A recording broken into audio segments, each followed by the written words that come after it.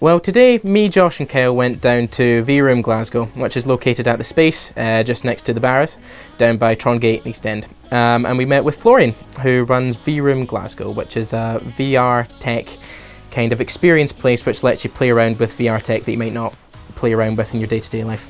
Have you ever experienced virtual reality before? Well, I'd never really actually put on a headset much. I tried VR once, and it was with my brother's Samsung phone, having it about my head and exploring a spaceship in this little program, and it was a couple of years ago.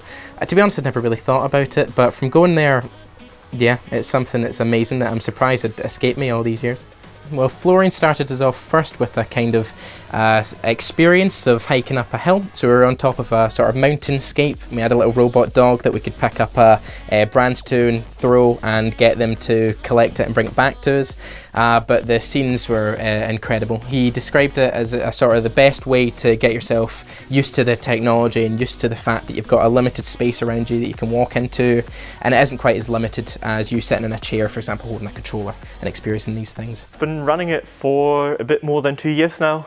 Started it in the final half of my, in the second half of my final year at uni, of my bachelor, and then kind of just kept it on paper, if that makes sense. Like we had like a customer a month normally, and then put a bit more effort in it over the summer, and then ran it through my masters, and now that I'm done with my masters, trying to put more effort into it, kind of use it as like a development hub to like connect various groups with virtual reality.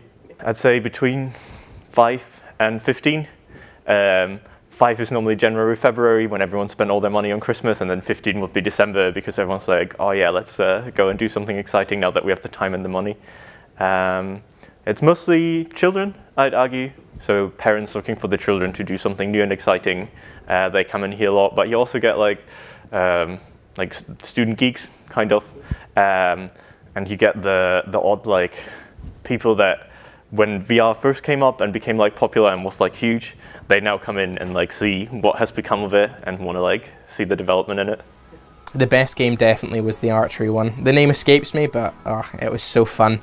I'd only ever dabbled with archery once before at school, using my friend's bow, and it's a completely different world. You had these almost stick figure characters that were storming your castle, and it was a sort of castle defense game where you had to sling the bow and shoot your arrow at each of the people, and you could get them in the stomach or the chest. Some of them would have helmets on that would protect their head. And so you were basically trying to stop them using all these different oils that could fall off from the castle fortifications and that sort of stuff. But the best thing about it was a sort of competitiveness, because going into games, I play games all the time, you get that sort of competitive edge, you want to do well.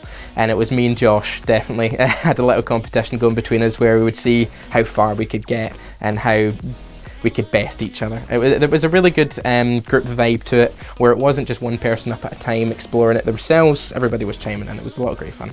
Looking at the technology, you'd think, oh, well, it's just a bit of fun. You know, you can explore a spaceship, you can walk around a mountain, you can play games, but it wasn't really apparent to me before Florian showed us that it would have a lot of different benefits to you. You could do therapy with it. You could explore, for example, the fact that you might have a bit of vertigo, you might be scared of heights, you might be unable to go to high spaces, but being in that scenario where you've got your fear present in front of you, it's really great for the mind. It really shows you that perhaps these things aren't as world-conquering as they might be, that you can steer over the edge and nothing will happen to you because it's just a 5x5 square in some room somewhere. The biggest market for VR I personally see in therapy. Like I see you've already gotten a bit of exposure therapy for people that are afraid of heights.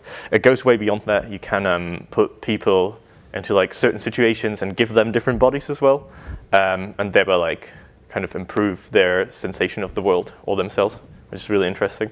I want to learn development myself a bit as well and get into like creating these kinds of therapies. I'd really like to explore how to improve civil courage in people, so make them more likely to intervene when they see the integrity of another person getting violated.